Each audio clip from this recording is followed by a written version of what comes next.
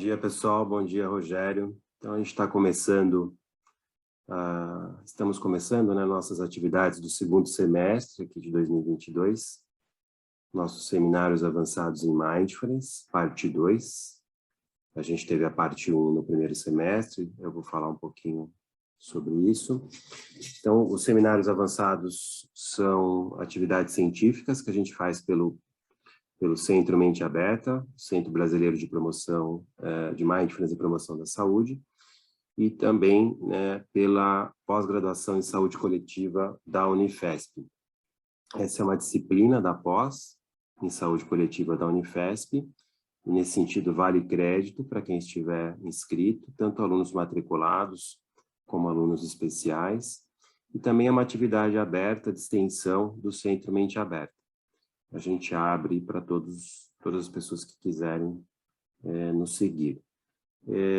É gravado também, porque a gente disponibiliza no nosso canal do YouTube.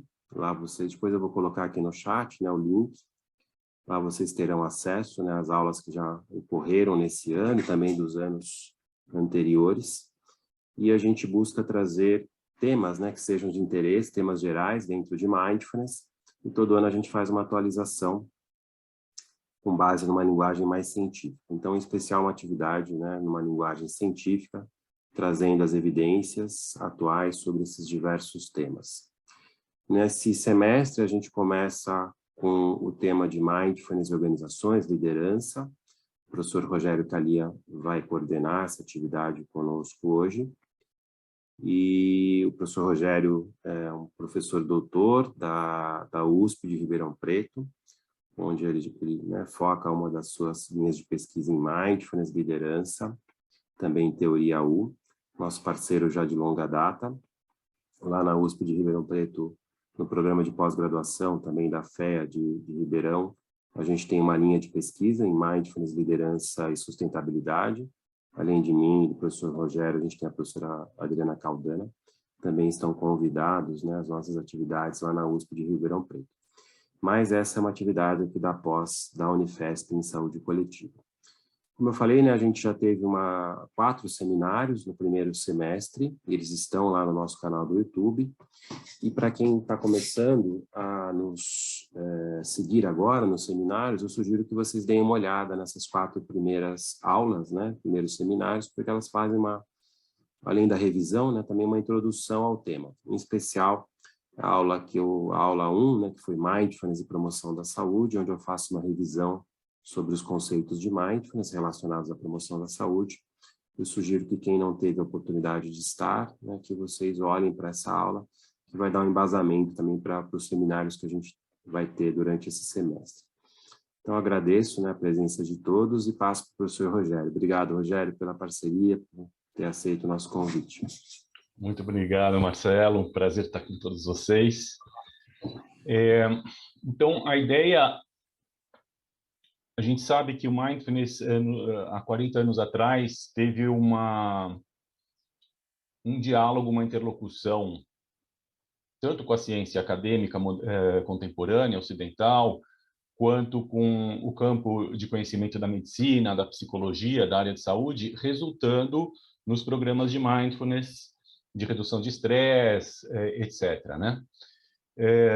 Depois, as práticas meditativas de Mindfulness em diálogo com o campo de conhecimento da educação, levando a protocolos para as organizações de ensino.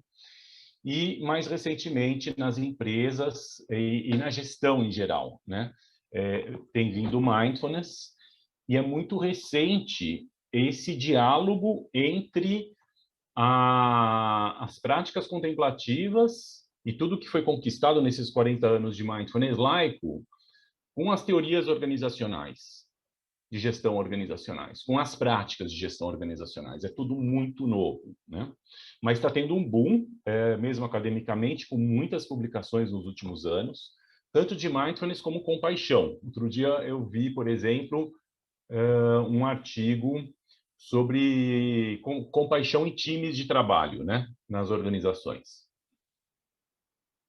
Então, basicamente, o Mindfulness nas organizações, eu acho que ele traz uma contribuição em algumas escalas, em algumas dimensões, né? Uma palavra-chave é a interpessoalidade. Então, a gente está acostumado a meditar para a gente lidar.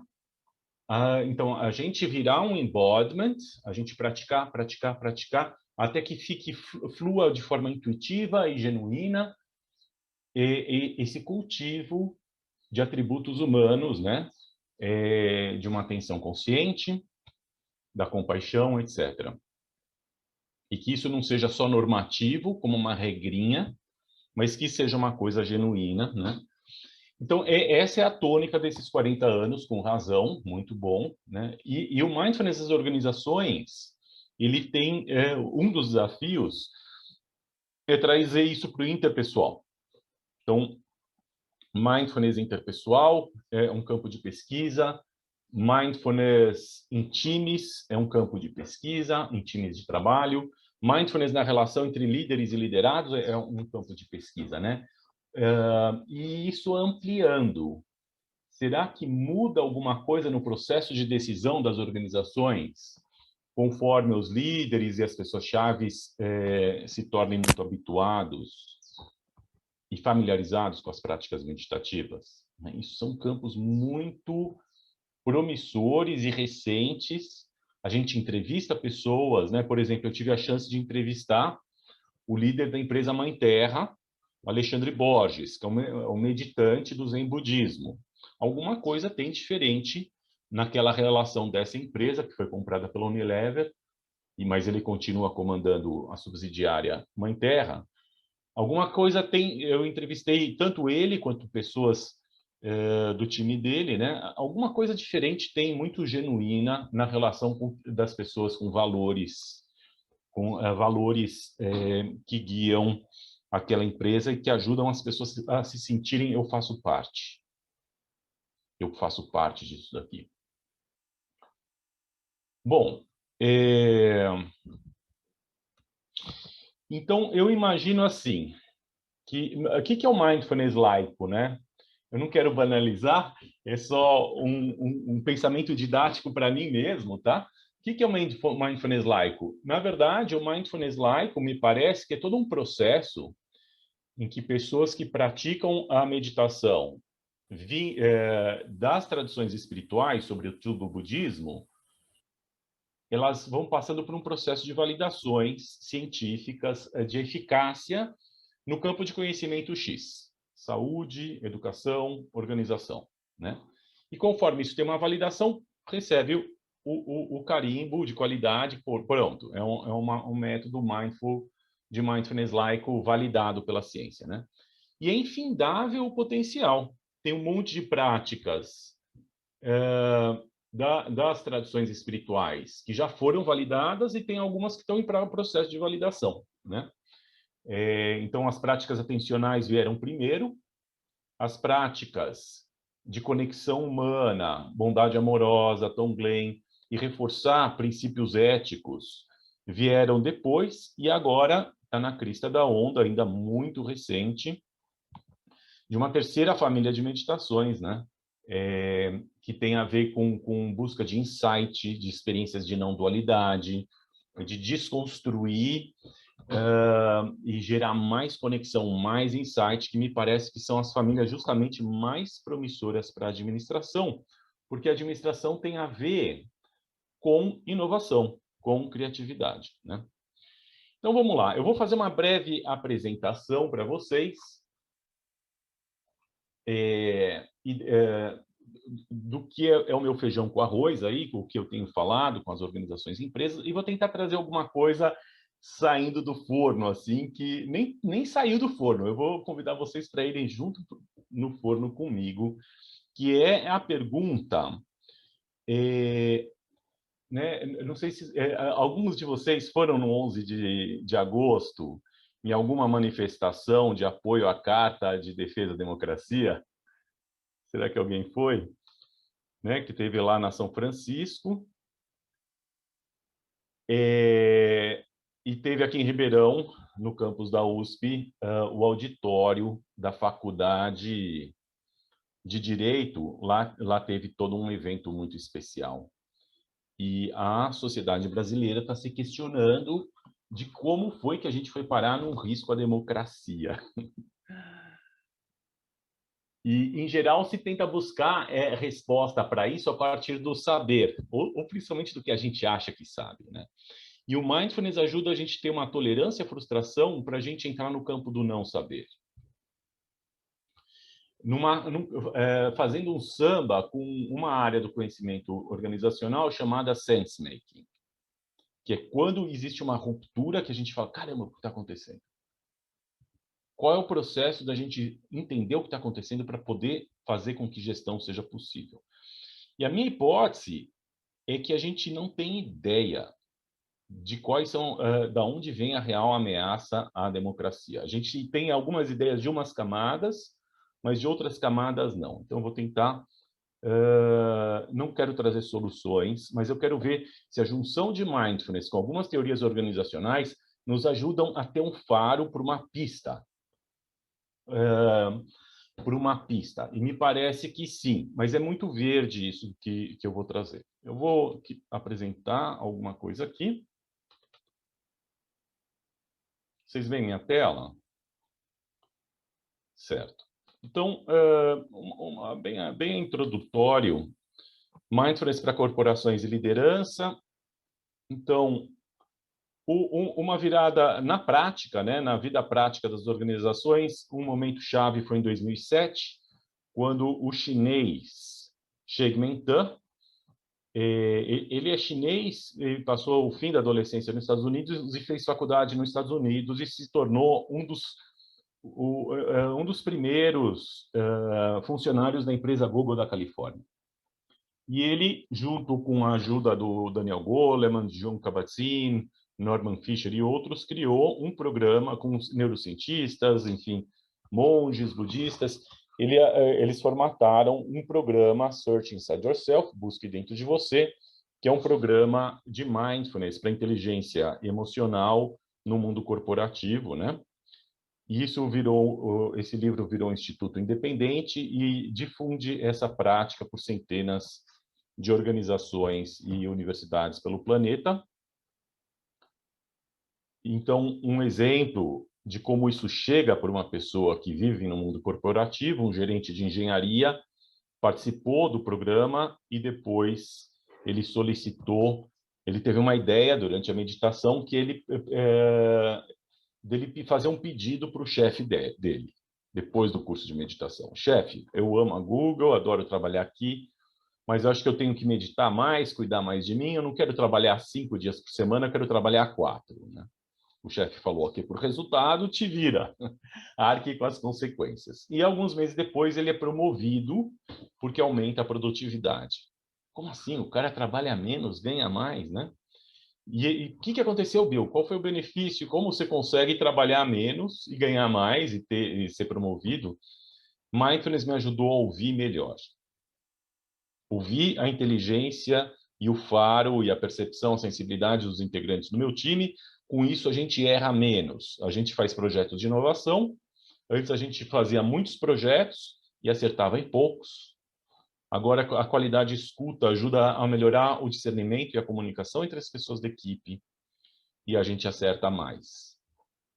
Então, mais projetos geram resultados. A gente trabalha menos, quantitativamente em horas, mas a gente gera um trabalho com mais sentido. Bom, a revista Journal of Management tem uma revisão clássica, assim, de 2016, sobre a relação entre mindfulness e as variáveis de trabalho. As técnicas de mindfulness ajudam a cultivar uma atenção mais consciente.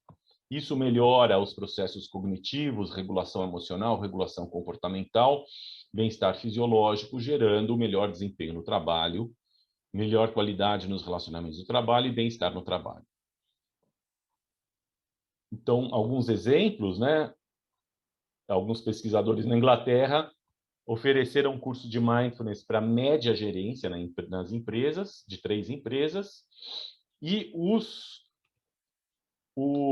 chefes formais, os diretores daquelas pessoas, avaliaram esses funcionários antes e depois do curso de mindfulness Aqui o grupo de intervenção, antes do Mindfulness, depois do Mindfulness, melhorou a percepção dos chefes das respectivas pessoas em relação ao desempenho no trabalho com o Mindfulness. E aqui o grupo de controle. Então, mostrando que Mindfulness nessas empresas ajudou a melhorar a percepção dos chefes sobre desempenho no trabalho dos funcionários. Na Índia, o Pandey fez uma pesquisa maravilhosa. Essa revista, as revistas acadêmicas sobre ética nos negócios ou ética organizacional, elas publicam bastante sobre Mindfulness. Então,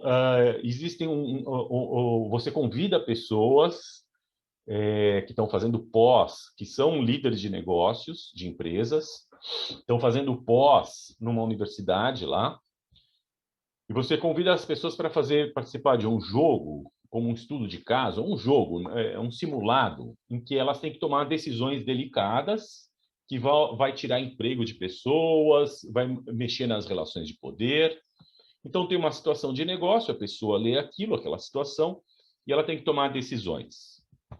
E daí, conforme ela escolhe a tomada de decisões, é possível avaliar qual foi a tipologia do moral reasoning, do raciocínio moral na tomada de decisão. Se foi egóico, se não foi egóico, enfim, tem algumas modalidades, né?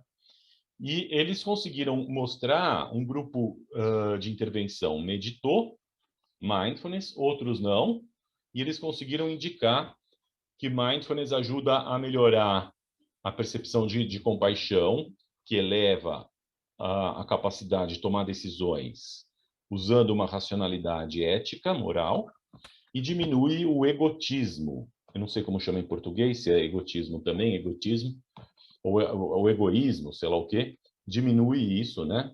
E também favorece ter melhor desempenho em decisões com impactos éticos. Uma pesquisa, tem uma revista em administração chamada Academy of Management Review, que é uma revista de novas teorias. É muito legal essa revista. Então, quando pessoas vão propor novas teorias de administração, de teorias organizacionais, tem essa revista. E ela é muito glamurosa, né? E o Ravi Kudesya, que ele é um instrutor, ele é um professor, um acadêmico brilhante, e também é professor de yoga, é um indiano atuante. Na verdade, eu não sei se ele nasceu nos Estados Unidos ou na Índia, mas enfim, de ascendência indiana, né? Atuante nos Estados Unidos. Ele criou esse modelo de mindfulness no processo de tomada de decisão. Para tomar decisão, eu tenho que prestar atenção em fatos e pessoas, aí no meio, e eu tenho que conceitualizar esses fatos e essas situações para tomar uma decisão. E daí eu vou tomar uma decisão lidando com... Como é que eu tomo decisão? Conceitos... Juntando conceitos de gestão com informação e os recursos, eu tomo as decisões. Que é o de baixo, o plano de baixo. E ele diz que o Mindfulness ajuda a gente a fazer uma metacognição, observar o processo de tomada de decisão. Daí ele vai juntar o Mindfulness do Jon Kabat-Zinn, meditação, eu consegui driblar pensamentos, rótulos, né, diferenciar o mapa do território. Então, me desconectar um pouco de mapas, me conectar melhor, né? Aceitação radical, me conectar com os fatos nus e crus como eles são. Isso tem a ver com observar os fatos. Eu preciso de uma atenção sem filtros, né? E daí ele faz uma interlocução com o Mindfulness da Ellen Langer, que não tem nada a ver com meditação, mas tem a ver com buscar ideias criativas e ter releituras e fazer inovações nas situações, né? Esses dois campos ele traz em diálogo e fala que Mindfulness ajuda a gente a fazer um descentramento do ego, um decentering, e observar o processo de tomada de decisão, como se fosse em terceira pessoa, e isso gera uma possibilidade de a gente fazer ajustes, regulações e melhoria da qualidade do processo, né? Outras coisas muito interessantes que estão surgindo é na relação entre mindfulness, organizações e sustentabilidade ambiental. Por exemplo, esses alemães, eles mostraram a relação entre mindfulness, comportamento de saúde e comportamento ecológico. É muito legal que várias pesquisas no planeta estão surgindo com esse intuito, né? Então, eles mostraram aí, com 240 pessoas na Alemanha, que mindfulness tem relação com melhorar o comportamento de saúde da pessoa. A pessoa valorizar a sua saúde, cuidar da sua saúde. E quem valoriza a sua saúde e cuida da sua saúde nessa amostra tem mais chance de cuidar da saúde do planeta, ter comportamento ecológico. Bom, e tem agora um artigo recente, né? Uma revisão integrativa de vários fatores organizacionais sobre o mindfulness no ambiente de trabalho. Então, fatores que antecedem, que já estão lá na empresa, que vão impactar os efeitos da absorção do mindfulness, fatores mediadores, moderadores. Então, uma lista bem completa de quais são os resultados no nível do grupo, no nível organizacional, no nível do indivíduo. Vou pegar aqui um exemplo de um artigo sobre desempenho de grupo, né? Então, é muito chave no mindfulness para o ambiente de trabalho que seja meditar, meditar, meditar, e daí dialogar, interagir, tomar decisão, colaboração. De que forma o mindfulness vai impactar a interação entre as pessoas? Então, aqui, essa pergunta, será que mindfulness melhora o desempenho no grupo? Então, eles sortearam um grupo de intervenção, um grupo de controle. O grupo de intervenção praticou mindfulness por apenas 10 minutos. E daí os dois grupos, separadamente, receberam a mesma tarefa, uma tarefa em equipes, por 40 minutos, que é uma tarefa meio padrão de quem estuda times colaborativos, né? Então, é um exercício meio padrão que remete as pessoas a uma queda de avião no norte do Canadá, no inverno, e que as pessoas têm que ser colaborativas em times para priorizar 12 itens de sobrevivência, uma bússola, um pequeno machado, uma lata. Isso elas vão fazer individualmente num primeiro momento e em grupo num segundo momento. E o resultado do grupo é comparado com uma priorização que já foi pré-definida por especialistas em sobrevivência, né? E o grupo que praticou mindfulness, curiosamente, teve um resultado significativamente melhor do que os grupos que não praticaram mindfulness, né? Um outro estudo muito importante na nossa área, do Hewitt Selman Brun, mostra, eles criaram uma variável nova e uma escala nova, que chama Team Mindfulness. Eles sim, não tem a ver com basquete, eles só se inspiraram com basquete. Chicago Bulls, né, com o Phil Jackson e o George Mumford, que foram as pessoas, esse técnico aí que está de paletó, e o psicólogo esportivo que não aparece aí, levaram o mindfulness, as práticas de mindfulness para o Chicago Bulls, o Michael Jordan e os outros estrelas, né? E eles notaram que o time, quando está bem, legal, e quando está perdendo ou está numa fase ruim, esse time consegue não ficar apontando o dedo e acusar os colegas e taxar os colegas. Menos juízos taxativos, prejudicando a relação entre os colegas. Eles falaram, nossa, não é só o Michael Jordan que é um praticante de mindfulness, ele com ele mesmo. Não é só o outro fulano. Mas alguma coisa o mindfulness mudou na interação entre as pessoas do time. Bom, e daí eles criaram essa escala, Team Mindfulness, alguns itens da escala, né? Aqui reverso. A equipe se apressa nas atividades sem realmente estar atenta a elas, né? Outra reversa. Dentro da equipe, ouvimos uns aos outros com o ouvido. A gente ouve o cara, mas não presta atenção. Estamos fazendo outra coisa ao mesmo tempo. A equipe critica os membros por terem pensamentos ou emoções irracionais ou inadequados. Não, a emoção não tem nada a ver, esse raciocínio não tem nada a ver, né? Essa equipe é amigável com os membros, mesmo quando as coisas dão errado. A equipe vive um momento de paz e tranquilidade, mesmo quando as coisas ficam agitadas e estressantes. Aqui algumas das dos itens da escala, né? Então, eles criaram essa escala, validaram, etc. E daí eles foram analisar dezenas e dezenas de times em organizações de saúde na China, em organizações de educação nos Estados Unidos. E viram essa relação super interessante. Então, a gente tem aqui embaixo, no eixo X, duas situações.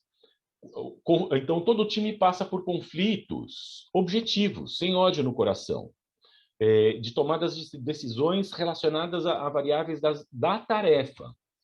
Então, os times vão passando as semanas e meses, tem momentos e momentos. Tem momentos em que o time está passando por um baixo nível de conflitos de tarefa, em outros momentos, um alto nível de conflitos de tarefa, conflitos objetivos. E o quanto desses conflitos objetivos desembocam em conflitos de relacionamento com emoções negativas, com ódio no coração, né? E, curiosamente, os times que foram avaliados com pouco atributo de atenção consciente de time, Team Mindfulness, realmente desemboca da esquerda para a direita essa linha contínua, vai de 0,5 para 1,5, desemboca bastante, né? Em conflitos de relacionamento, que é uma coisa muito desgastante para as pessoas trabalhar em ambientes com muitos conflitos de relacionamento. Enquanto essa linha pontilhada não aumenta, sei lá, de 0,5 para 0,6, aumenta quase nada, ou seja, as pessoas estão passando por muitos conflitos de tarefa e isso não desgasta os relacionamentos, né? Então, é isso que eu tinha para mostrar para vocês, de uma apresentação mais padrão. Agora eu gostaria de mostrar, então... Opa, o que está acontecendo aqui? Stop share.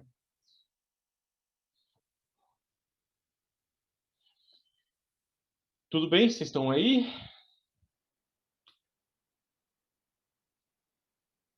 Estão me ouvindo bem? Tá, João.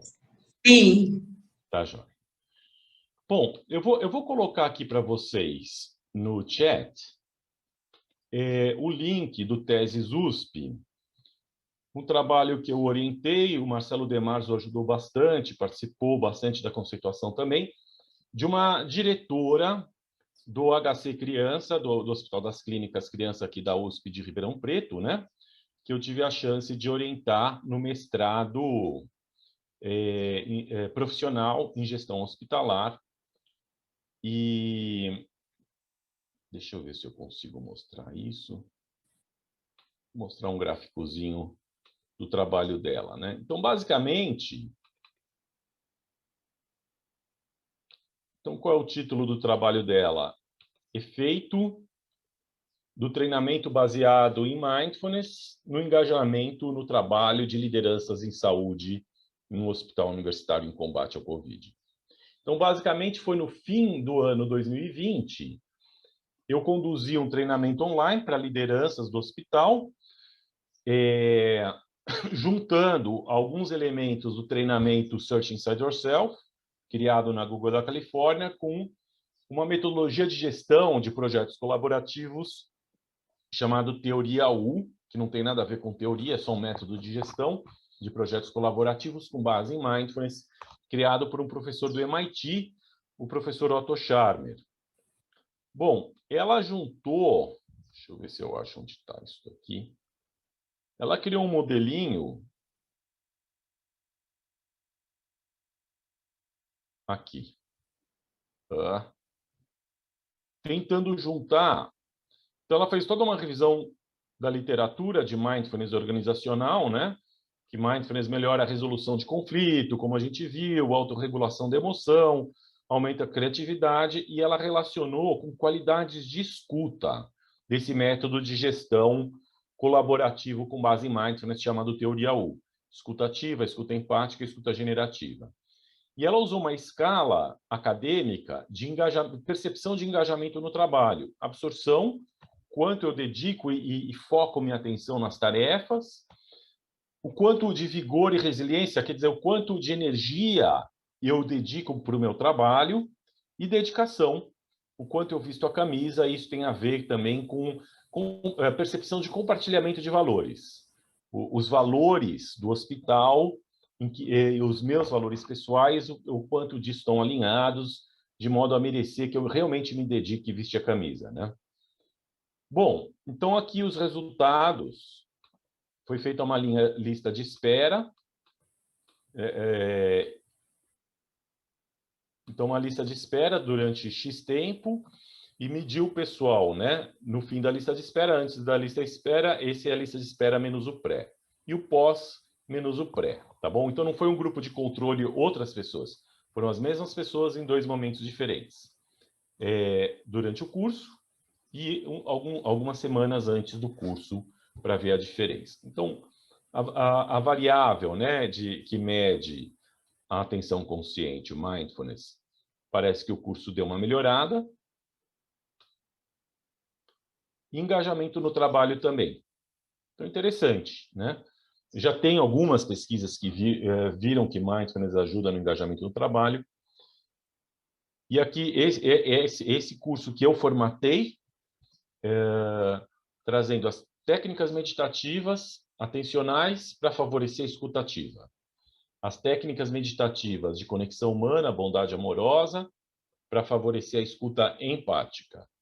E técnicas que eu criei num pós-doc que eu fiz com a supervisão do Demarzo, em 2017, se mostraram úteis, aparentemente, para melhorar o que a gente chama de escuta generativa. Então, mindfulness pode ativar a criatividade, a pessoa ter ideias, mas se a pessoa dá ideias e os colegas não acolhem aquela ideia, a pessoa não vai se sentir pertencente. Então, se a gente trabalha uma escuta para que os colegas tenham mais receptividade para ideias entre si, as pessoas vão talvez se sintam mais pertencentes e melhorem as coisas, né?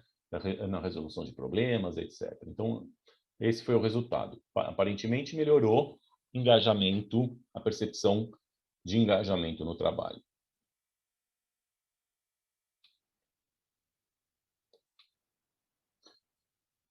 Bom, tudo bem até aqui?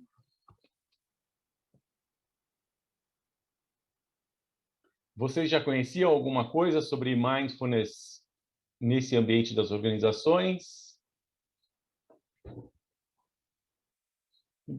Muito do trabalho de mindfulness em ambientes de organizações tem sido feito em hospitais, né? Obviamente, como o mindfulness vem da área de saúde, muita coisa tem vindo de hospitais, né?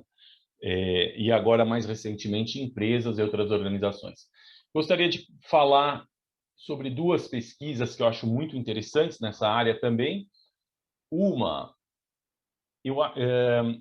é sobre a Unilever. Então, no Journal of Mindfulness, se você coloca lá a palavra Unilever, essa empresa, né, tem um estudo muito forte de aplicar 8 semanas de mindfulness na matriz, em Amsterdã, na Holanda, e medir várias variáveis, né, da efetividade disso para as pessoas que estão lá.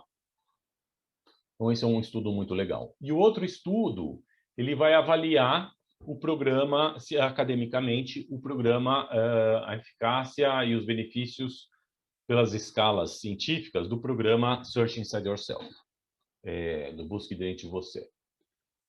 Bom, o que eu pensei em fazer agora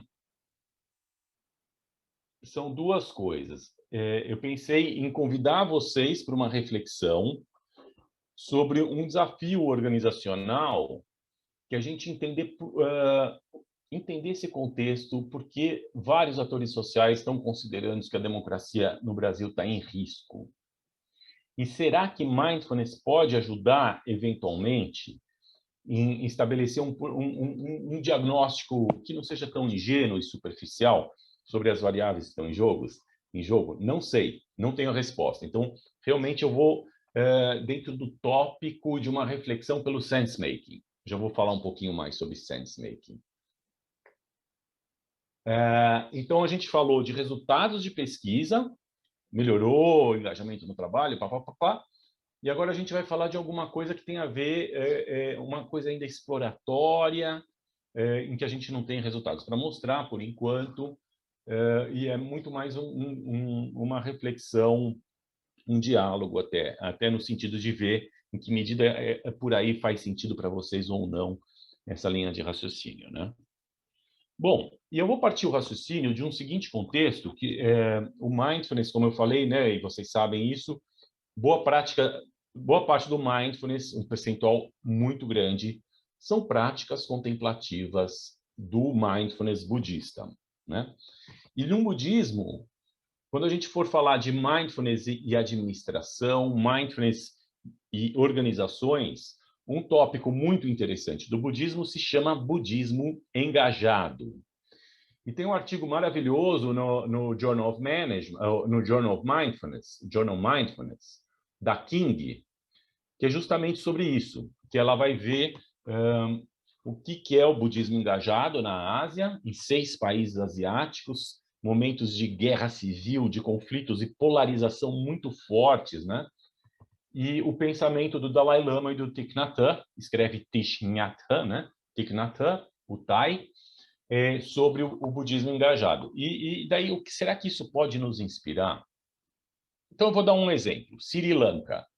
Em algum momento, a gente acha que o budismo só tem coisa legal. Eu adoro o budismo, né? Acho que só tem gente legal, da paz, antiviolência, né? E, curiosamente, teve um conflito com muitas mortes entre um tipo de budismo, que é um budismo nacionalista. Tem um monge budista que ele criou um mantra do ódio. É uma coisa doida. É surreal, mas é real. Ele fez isso. Ele fez um mantra e propõe para os seguidores dele para que as pessoas sintam mais raiva do oponente, que é uma etnia tamil lá em Sri Lanka. Então, Sri Lanka tem, sei lá, 20 mil aldeias, vilarejos, alguns vilarejos de pessoas do budismo nacionalista e outras dos tamil. E eles entraram em conflito no século passado, com muitas e muitas mortes. E teve um movimento de mindfulness engajado que falou assim: vamos unir esforços, vamos chamar pessoas tamil, meditantes, vamos chamar pessoas do budismo, meditantes, e a gente vai meditar juntos para superar, mesmo que a gente venha de etnias que estão combatendo, e daí a gente vai botar a mão na massa e a gente vai num vilarejo no qual teve destruição por causa de conflito, de incêndios criminosos, etc., etc., destruição. A gente vai fazer mutirão e ajudar as pessoas a reconstruírem e atenuar o sofrimento de forma direta, né, com feridas e tal, ou trazendo um alívio, um diálogo e tal, né? E eles, um percentual muito alto de aldeias passaram por esse programa de budismo engajado, né? Imagina só, se você é tamil, de repente teu pai morreu na mão dos oponentes, né? Teu amigo, tua amiga foi estuprada, não sei o que lá. E de repente você vê uma equipe com pessoas da tua etnia e da etnia do inimigo vindo de bonzinho assim meditar e fazer um mutirão e fazer... Deve ser estranho, né? Não foi isso que resolveu a guerra civil, mas é tido como um dos fatores que atenuou o conflito e criou um ambiente onde foi possível, de forma diplomática e com outras medidas, resolver esse conflito, né? Em situações semelhantes, a gente tem em Tailândia, Vietnã, são vários países asiáticos, uns 6, nos quais, por décadas, a prática de meditação e de diálogo e de ação prática, para atenuar o sofrimento social das pessoas, né? dando vida a isso que a gente chama de budismo engajado. E tem várias pessoas se perguntando se um dia pode surgir um mindfulness socialmente engajado, né? Ou ambientalmente engajado, que basicamente é o nosso grupo de pesquisa mindfulness, liderança e sustentabilidade ambiental e social, né? Basicamente, a gente está atrás também de tentar entender essas oportunidades. Bom, uma coisa muito importante é que um dos principais articuladores do conceito de budismo engajado é o Thich Nhat Hanh, monge zen budista, né? E o Thich Nhat Hanh, assim, quando o Jon Kabat-Zinn lançou o primeiro livro sobre mindfulness, laico, nesse livro ele honra e agradece o livro que saiu pouco tempo antes de Mindfulness, O Milagre de Mindfulness, do Thich Nhat Hanh. Então, o Thich Nhat Hanh, ele faz um livro que cria todo um ambiente, teve uma vendagem maravilhosa e criou todo um ambiente de receptividade, né, para o mindfulness budista e facilitou a difusão do livro do mindfulness laico do Jon Kabat-Zinn. Então, não são coisas que são excludentes, mas são diferentes, mas uma coisa apoiou a outra. E o Thich Nhat Hanh, ele tem... então, quem é o Thich Nhat Hanh, né? Ele está lá nos mosteiros, no Vietnã, guerra do Vietnã, as bombas nos vilarejos. E esses monges budistas meditando, eles perceberam, não dá para a gente ficar nessa proteção e nessa torre de marfim dos templos. No vilarejo ao lado foi bombardeado, as pessoas estão sofrendo. A gente vai lá. Ah, mas a bomba pode cair em você também. É compaixão radical. Então, muitos monges morreram também e tal, mas eles tinham uma coisa de ir realmente botar a mão na massa para atenuar o sofrimento, não apenas mentalmente, mas com ação, né? E o budismo tem toda uma questão de tentar compreender os fenômenos de forma menos superficial, né? A partir não só de visões de dualidade, mas também a partir de visões que superem a percepção de dualidade.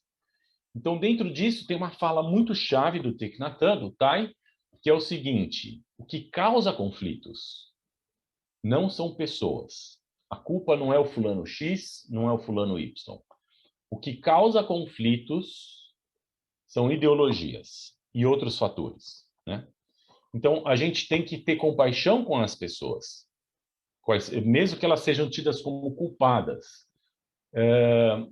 para a gente ir compreender mais a fundo o que gera o conflito. A gente tem que separar o que é ideologia, o que são pessoas, né? Essa é uma indicação, então, do Thich Nhat Hanh, né? E será que a gente consegue fazer isso para a nossa situação brasileira? E quando eu vejo as pessoas, gostaria de falar expressamente que eu sou favorável à democracia, tá? E eu não faço parte dessas ideologias que a gente vai citar aqui.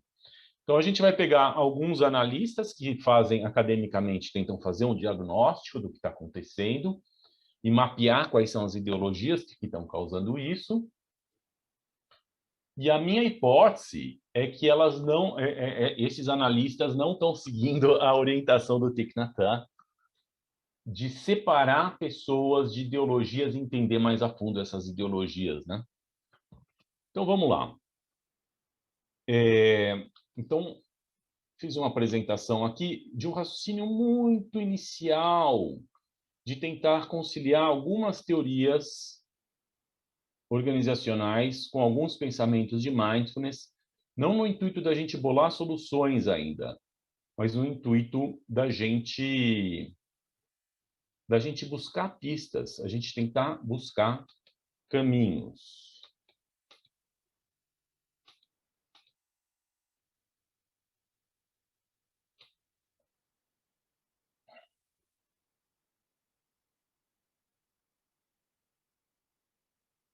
Bom, Deixa eu ver aqui. Papapá. Tá.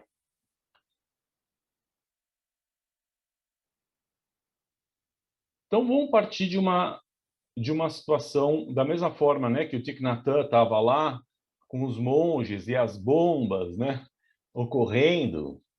Então, de uma situação vivencial, uma situação prática, né? Então, eu vou partir de uma situação prática que eu vivenciei e que milhares, centenas de milhares de brasileiros passaram por isso no dia 11 de agosto, né?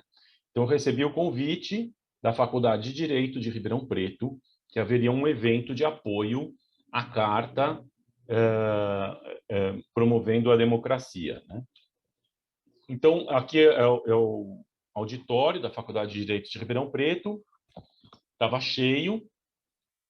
Aqui era no início do evento, tinha umas 30 pessoas que foram lá para frente, e ao final do evento tinha um telão, e a gente ouviu as pessoas que lá no Largo de São Francisco fizeram a leitura da carta.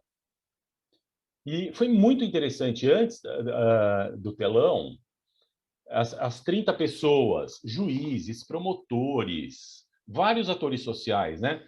Pessoas de do movimento negro, Sem Terra, padre católico, um cara de uma associação lá de pastores evangélicos progressistas, enfim, uns 30 representantes da ciência, da academia e dos vários setores da sociedade, com falas curtas de 3 minutos sobre a importância da democracia. E uma das falas foi assim: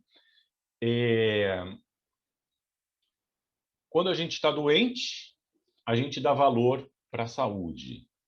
Quando a gente vê que a democracia está em risco, a gente realmente sente, peraí, eu vou ser omisso ou eu vou me posicionar? Eu dou valor de verdade ou não dou valor para a democracia? Eu estou dentro de proteger ela, de defender ela ou não? Né? Eu achei interessante que foi muito simples, né, essa fala dele, mas expressou o que eu sentia. Muitas pessoas ficaram emocionadas com algumas falas lá, e muitas pessoas, né, falando sobre esses inimigos da democracia e que a gente não vai deixar eles tomarem conta. E eu me senti muito... foi um momento de muita interconexão, até de alguns momentos de não dualidade, de me sentir fazendo parte de pessoas com uma angústia e com uma procura semelhantes às minhas, né? E pessoas tentando se sentir presentes enquanto cidadãos. Interessante isso, né? Mindfulness tem a ver com sentir-se presente enquanto indivíduo, enquanto interser, na concepção do Thich Nhat Hanh. E também a gente pode se sentir presente enquanto time, enquanto pai, enquanto cidadão, enfim. E, por outro lado, teve momentos que eu me senti muito sozinho, muito solitário, porque ressoou em mim um diagnóstico de um monge zen budista, que é o Norman Fischer, que é um dos caras que mais contribuiu com técnicas meditativas para o programa Search Inside Yourself, Busque Dentro de Você, da Google. Eu adoro o livro dele, né, que é o livro The World Could Be Otherwise, Imagination and the Bodhisattva Path. Eu penso que os futuros programas de mindfulness que realmente consigam trazer uma cultura organizacional realmente favorável para a gente fazer a ponte da meditação, do diálogo para a ação. Eu acho que esse livro, desse livro pode sair um programa muito promissor, né? E a ideia dele é o seguinte: ele vai falar sobre o 11 de setembro, né? Então, que é importante identificar o que aconteceu no atentado terrorista e castigar as pessoas, né, pela lei, prevenir, mas principalmente ter uma compreensão contemplativa, através de um mindfulness aprofundado, ter uma compreensão de sutilezas dos motivos culturais, espirituais, sociais que levaram as pessoas a cometerem esses crimes, né? E ele fala que isso não aconteceu, só aumentou a escalada da violência e da polarização. Mataram Bin Laden e tal, legal. Mas aquela fonte daquelas motivações não foram compreendidas. Então é um problema, porque isso pode ressurgir, né? Bom, então aqui no Largo São Francisco, né? Agora no dia 11 de agosto, a USP se posicionando, e para mim é muito importante a gente estar falando de mindfulness nas organizações, né? Para mim é muito importante. Eu estou há 13 anos como docente da USP e tenho muito mais anos de USP, mestrado, doutorado, graduação, não sei o quê. E mindfulness e essas reflexões estão me ajudando a ter um certo embodiment, eu me sentir participando dessa instituição, do papel dela na sociedade, né?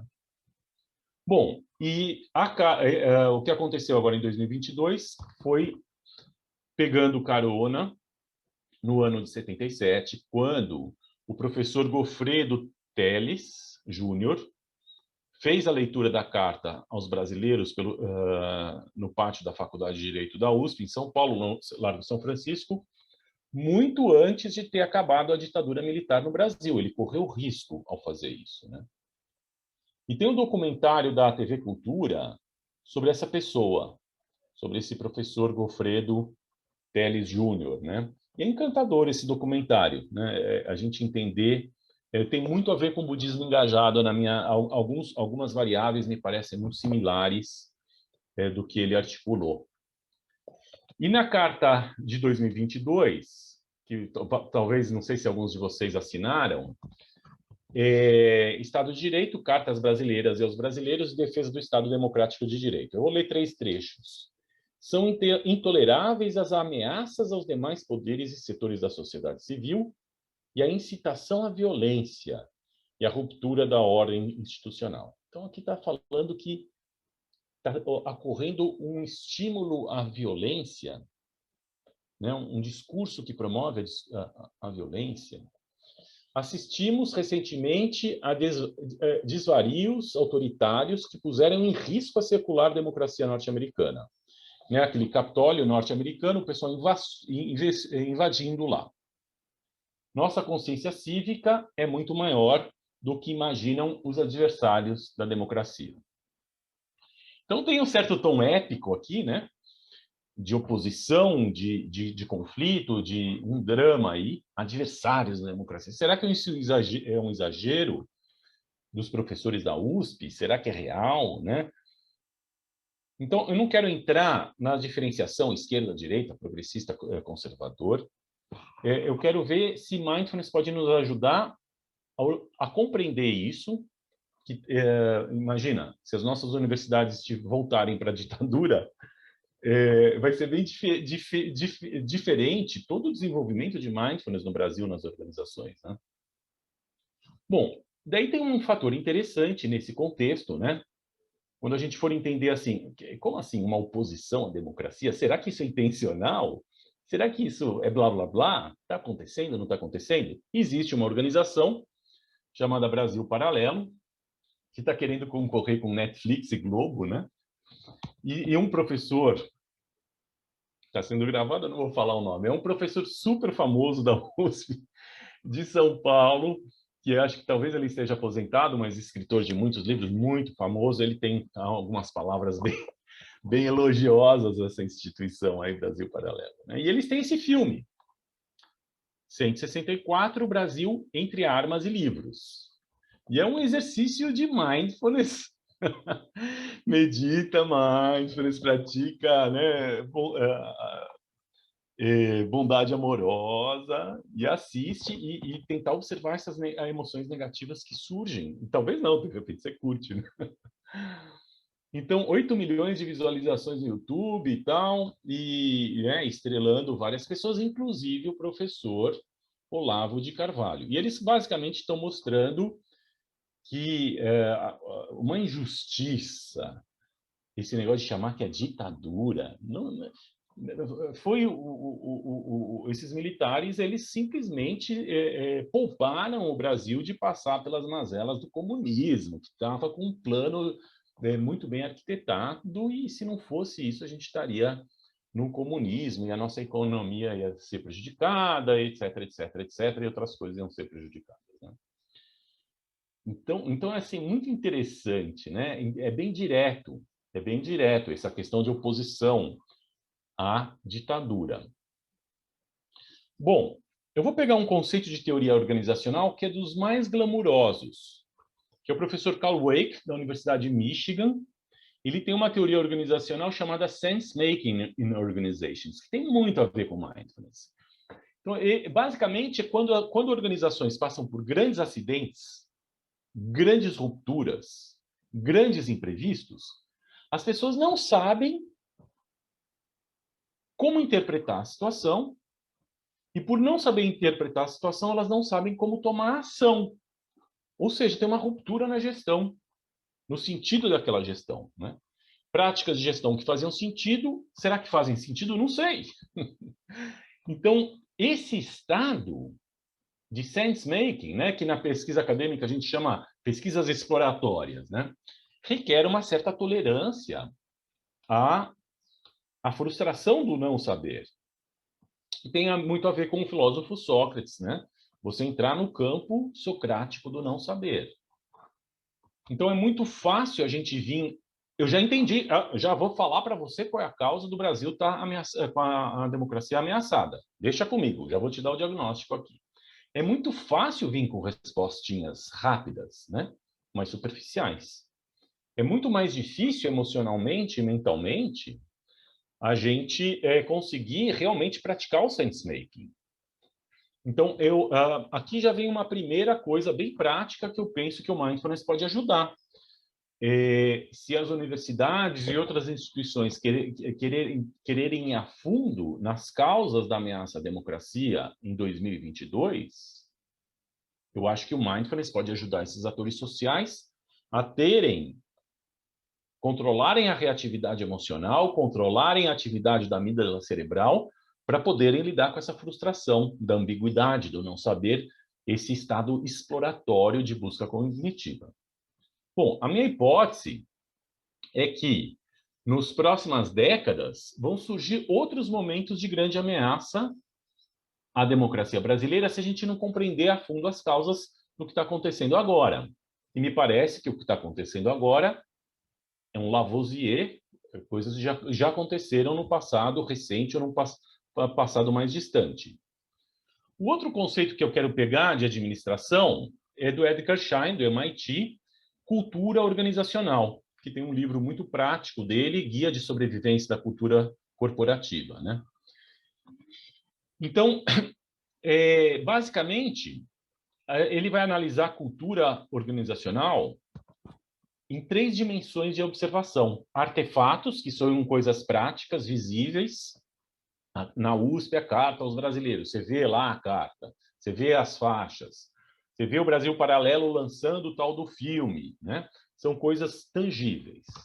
Por debaixo disso, tem normas e valores professados, mas tem vezes que não são professados, tem vezes que são vividos e são implícitos, não foram colocados em palavras. E por baixo de tudo isso, crenças ou pressupostos básicos. Então, aqui, eu gostaria de fazer um paralelo com o surgimento do mindfulness. Então, a gente tem artefatos do mindfulness organizacional nos hospitais, nas universidades, que são as apostilas dos programas, os livros, os slides, se usa sino, se não usa sino, a postura corporal das pessoas ao meditar, se fecham ou não os olhos, coisas observáveis. A gente tem um conjunto de valores, então, que são as atitudes do mindfulness, né? Aceitação radical, então, no sentido de se conectar com os fatos como eles são, nu e cruamente. A mente do principiante, a curiosidade, né? Então, a gente tem esses valores do mindfulness. E a gente tem pressupostos, a gente tem crenças básicas, assumptions, né?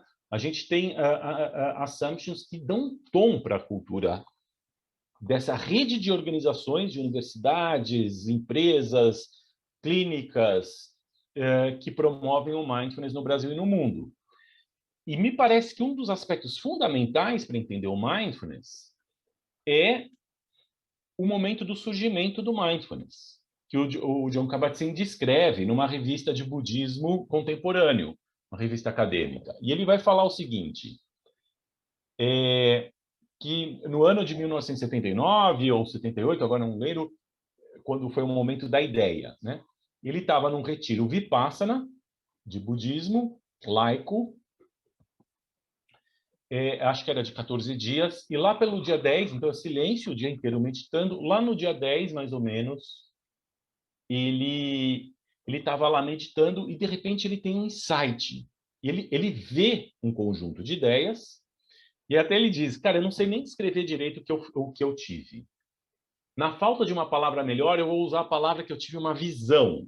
Mas uma visão nesse sentido, que eu visualizei um conjunto de ideias, eu tive um insight. E, basicamente, eu vi a seguinte ideia. Eu vou te pegar o budismo, a meditação budista, eu vou tirar o budismo, a parte mística, religiosa, só deixar a prática, levar para a área de saúde, e ele falou, eu vi em 10 segundos, eu vi o que era a ideia e as decorrências que isso poderia ter por décadas, nas organizações de saúde e na sociedade em geral. E ele falou assim que it was so compelling.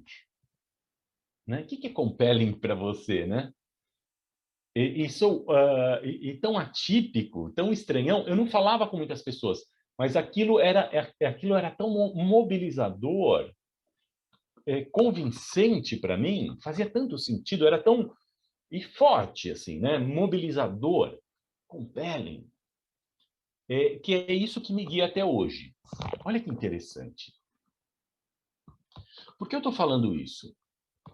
Porque eu já vou mostrar algumas análises das pessoas que tentam identificar da onde está vindo a ameaça, quem são as pessoas, as ideologias que estão ameaçando a democracia brasileira e que ameaçam a democracia de outros países, né?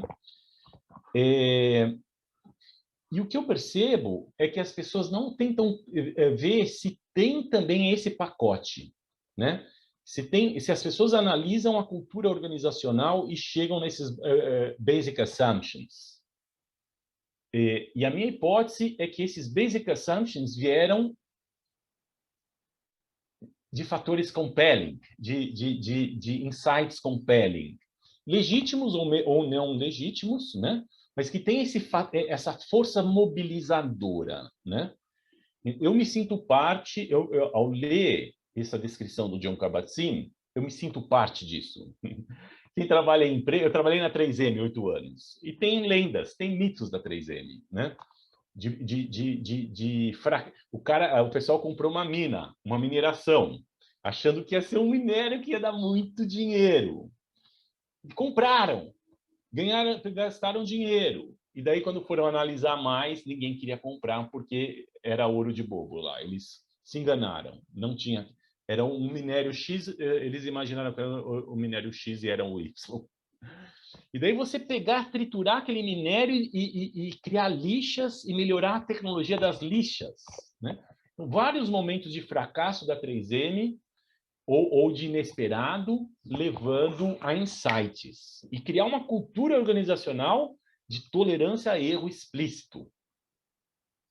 Então, aceitar o erro para que as pessoas possam não ter medo de inovar. E funciona. O meu projeto demorou, e eu errei durante um ano, um projeto que era bem importante para a empresa, para diminuir atrasos, e eu errei várias vezes, só depois de um ano acertei. E os caras, e aí, o que você aprendeu com esse erro? Eu estava até achando estranho, né? Funciona.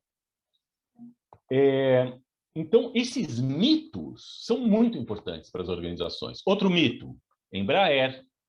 Eu acompanhei meu pai num trabalho lá de 2 semanas na Embraer, né? Quando meu pai tinha uma consultoria. É fantástico. Existe um cara chamado Osiris Silva, que foi o criador da Embraer. Ele é legendário. Ele está com bastante idade e até hoje, quando ele fica meio entediado, ele baixa lá na Embraer, o pessoal pega ele, leva no auditório, fica cheio de gente, o pessoal chora com as falas dele e tal. E convivendo com as pessoas da Embraer, eu percebi que eles têm uma coisa muito única na cultura organizacional. Existem muitas empresas que têm pessoas que querem ser o melhor do planeta nos conhecimentos, mais competitivo, com conhecimento mais moderno, excelência, excelência, excelência, mas sem humildade intelectual. E tem outras organizações, templos, ou sei lá, ONGs, que cultivam o valor da humildade intelectual, mas sem busca pela excelência. E a Embraer é muito interessante, que ela combina os dois. São pessoas com uma excelência mundial, mas mundial mesmo. A gente foi dar consultoria numa metodologia chamada Teoria das Restrições, e lá as 3 pessoas que eram nosso contato já tinham feito cursos com os melhores do mundo, em vários países do mundo. Eles já estavam sabendo em algumas coisas muito mais do que a gente. Era impressionante. E, ao mesmo tempo, uma humildade. Eles chegam para conversar com trabalhadores simples que estão lá no operacional, e eles se colocam num estado mental de que aquele é o mestre e que ele tem algo a saber. Uma humildade intelectual assim assustadora, uma coisa bonita, parece meio que de monge budista mesmo, assim, de pessoas muito espiritualizadas, né? E eles combinam os dois. Isso tem a ver com Osiris Silva.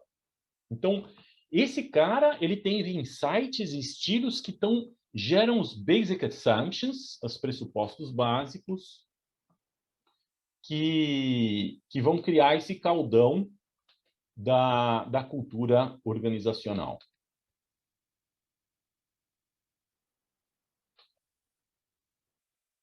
Então, acho que... Estão retomando aqui, que eu acho que não saiu, né? Eu acho que eu mostrei isso daqui, né? A USP de Ribeirão, a USP de São Paulo, o professor Gofredo.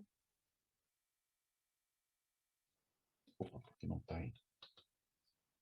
Os trechos explícitos da carta que falam que essa percepção de ameaça à democracia no Brasil e Estados Unidos, essa empresa Brasil Paralelo, com esse filme que realmente ele sugere de que a ditadura é muito importante e benéfica, né? Ou seja, é muito importante não ter democracia para evitar o comunismo.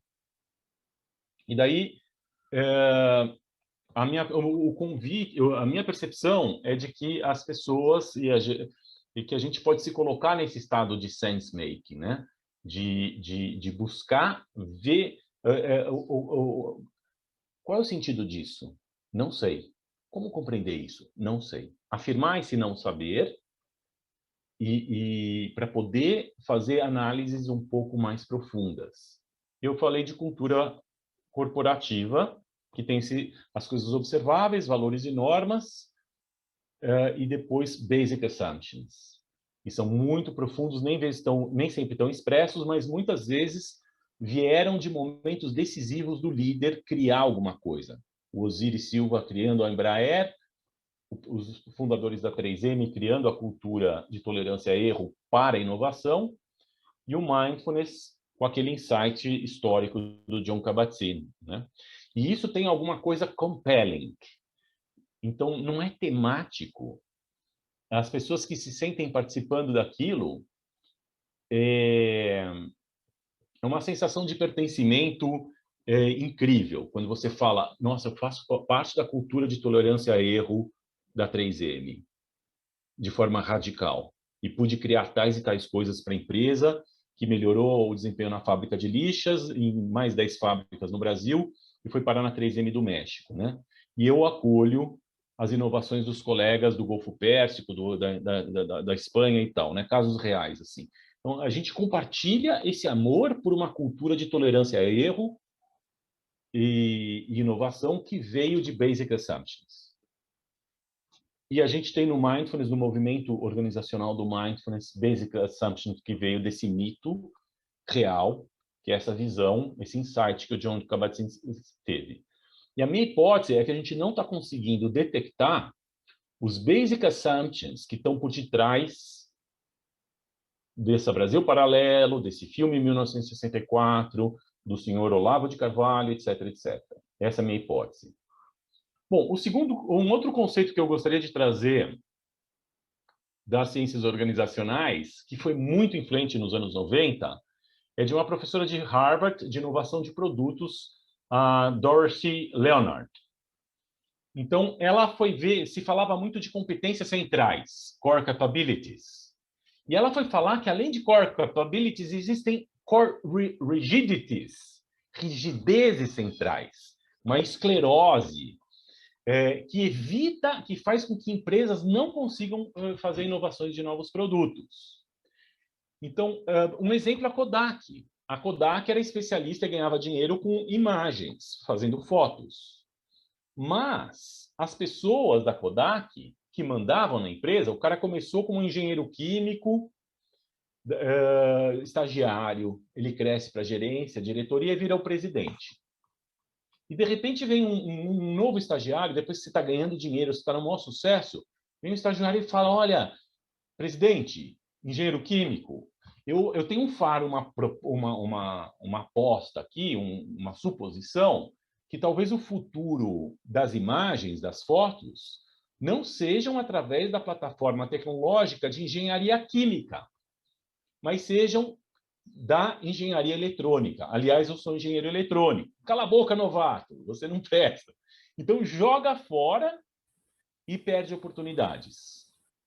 Então, quando vai os sistemas técnicos, os valores e normas, os sistemas de gestão, o conjunto de competências em química, isso é legal, a gente ganha dinheiro com esse conhecimento de química, e daí a gente não consegue nem ver e nem perceber as variáveis de outras áreas de conhecimento que a gente acha que não tem a ver com o nosso paradigma de sucesso, né?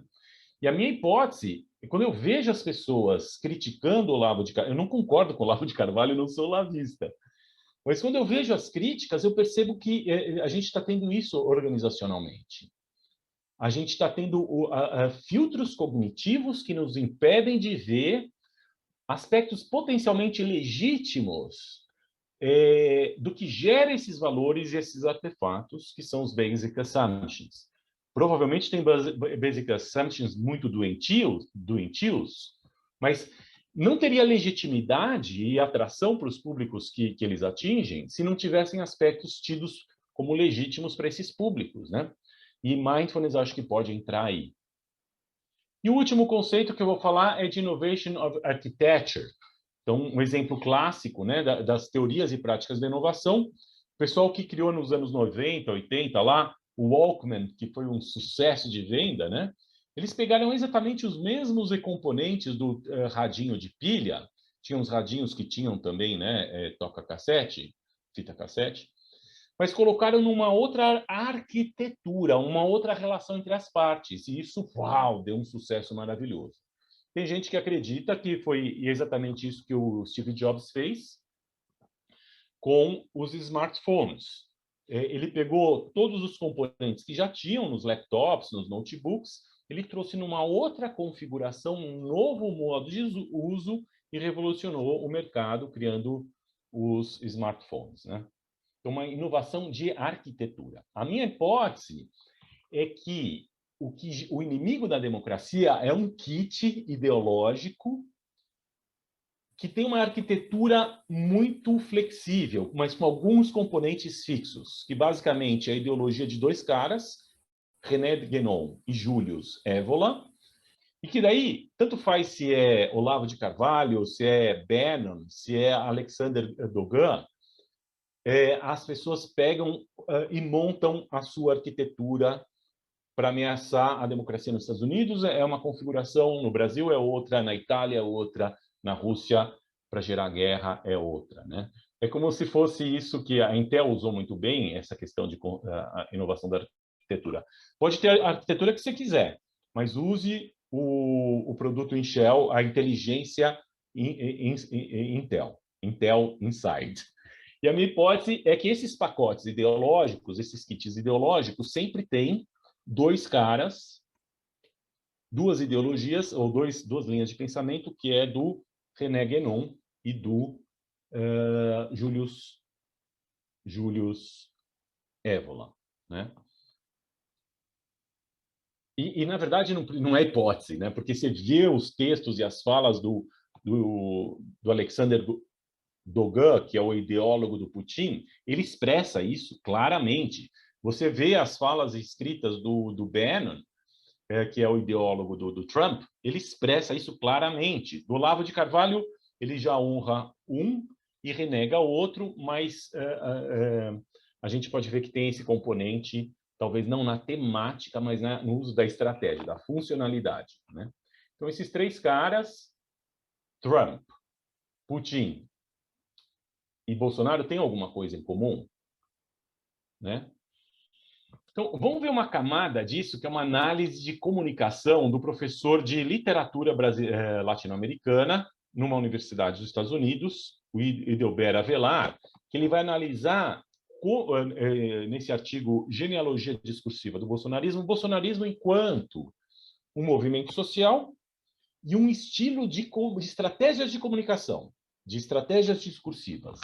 E é a praia dele, esse professor de literatura, ele vai analisar os vários componentes desse movimento que se chama bolsonarismo, de como surgiram essas táticas de comunicação. E, curiosamente, ele vai mostrar que o Bolsonaro ele foi aprendendo o que era funcional e não funcional nas estratégias de comunicação do movimento social em volta do Lula, e ele pegou aquelas técnicas que funcionavam, tirou os temas e trouxe e se apropriou disso e usou técnicas de comunicação muito semelhantes com outros temas, né? Esse foi um fator de sucesso. E o segundo fator de sucesso é dar voz a antagonismos que o lulismo não dava. Então, os evangélicos, agronegócio na Amazônia, milícias armadas, olavismo, uns 5 ou 6 fatores, né? Ele não fala de antivacina, mas me parece que esse movimento da antivacina, dar voz aos estranhões, né? E para gerar uma massa crítica. Então, ele não tem nenhum compromisso, o bolsonarismo, com coerência intelectual. Ele quer, realmente, pelo que eu entendi, ele tenta pegar esses estranhões, dar voz. Nossa, qual é o teu antagonismo? Eu vou te ouvir e a gente vai juntar outros antagonismos para a gente ter massa crítica, né? Uma análise brilhante do Idelber Avelar. Então, aqui já também fica uma oportunidade para o mindfulness organizacional. Torcer para que a eleição de 2022 seja respeitada, torcer para que os governos dos próximos anos e décadas sejam realmente respeitosos à democracia, né? Mas, se é verdade que o ambiente mais operacional da ameaça à democracia, que é tido como um bolsonarismo, o ideológico a gente vai ver mais tarde, mas esse mais operacional, mais da gestão mais prática, né? Pessoal, vamos lá, 7 de setembro, levem as armas, talvez invadir lá o Tribunal de Justiça. Não sei o quanto disso é verdade ou não, a carta lá dos professores da USP, eles levam a sério isso, essas ameaças. Então, o que o mindfulness poderia contribuir para os próximos governos, né? Essa capacidade de escutar antagonismos, né? Vai ser muito importante que os próximos governos saibam fazer escutas profundas dos grupos evangélicos, como é que chama isso? Teologia da prosperidade, sei lá o quê. Consiga fazer escutas profundas dos atores do agronegócio, as pessoas que interagem com as milícias armadas, enfim, para tentar realmente ver o que tem de legítimo e que possa ser, essas pessoas possam se sentir pertencentes e tendo voz, sem ter que recorrer a essas ideologias muito destrutivas, principalmente do Julius Evola. Bom, então, por trás, o próprio... Então, isso é uma camada em que o mindfulness pode contribuir. Os vários atores sociais, os vários... como é que chama? Nos polos das polarizações, direita e esquerda, conservadores, progressistas. O mindfulness poderia ser neutro, como aquele pessoal do Sri Lanka, até juntar atores meditantes desses vários grupos e levar práticas de escuta para ouvir antagonismo sem aquela reatividade emocional. O Idilber Avelar, ele dá um exemplo, né? Ele não é de direita de forma alguma, esse autor, né? Mas ele dá um exemplo de como o lulismo, mais ao final, foi ficando muito intransigente, monopolizando os discursos. Então, no momento em que a Marina da Silva faz parcerias com empresários, já rotula.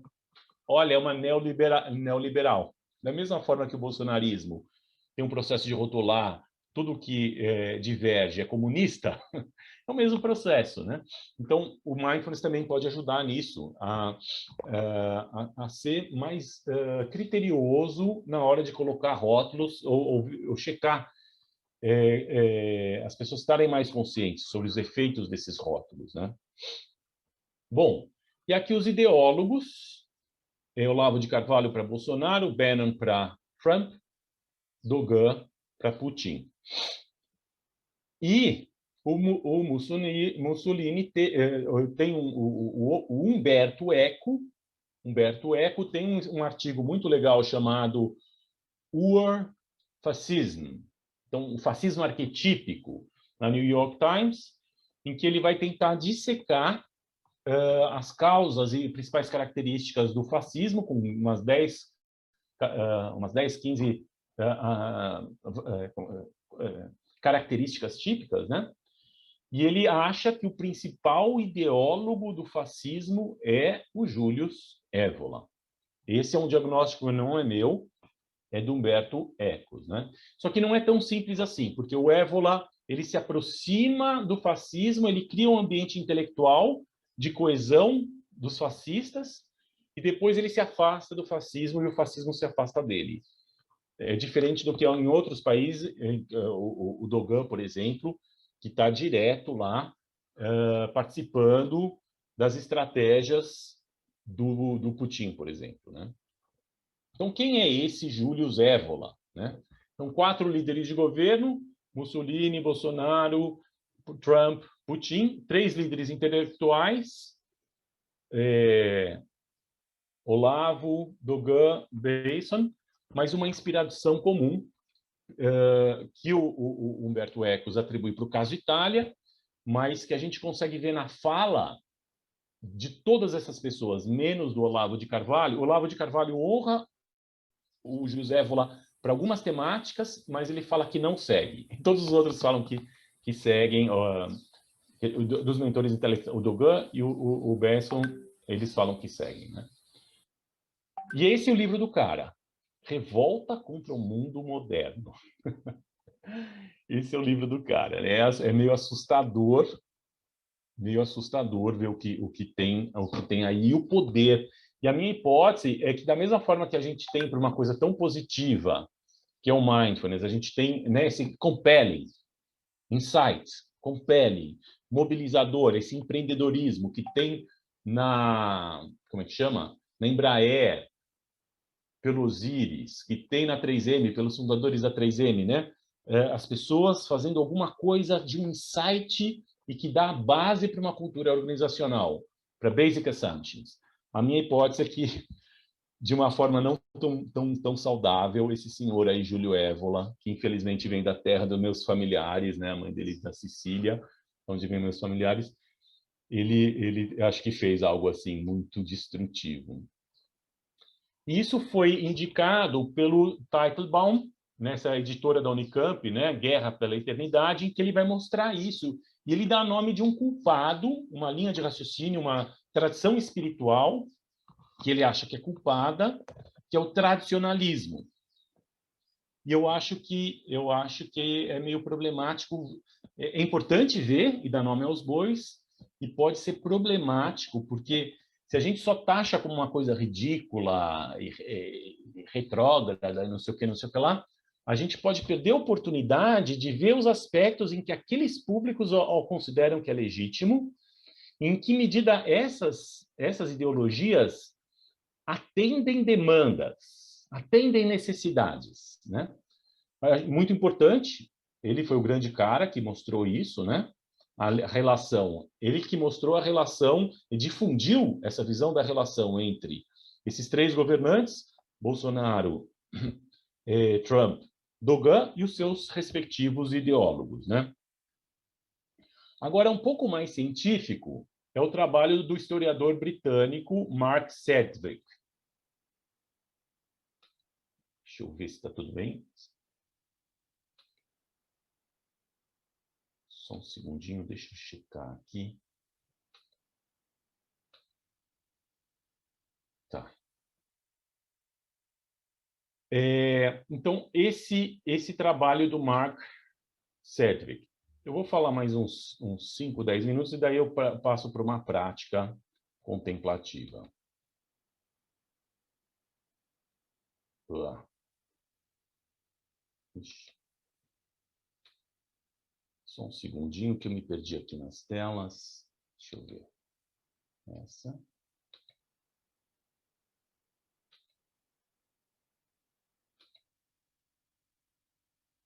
Que curioso. O que será que... Aqui está falando que eu não consigo mostrar a tela que eu gostaria de mostrar.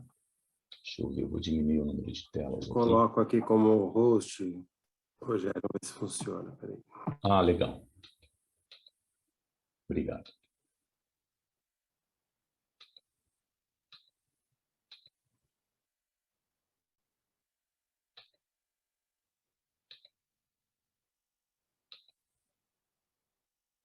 Nossa, que estranho. Ainda não está vindo a tela que eu queria. Deixa eu ver se eu trocar aqui. Bom, eu vou tentar... não vem a opção mais. Que pena. Não sei o que aconteceu.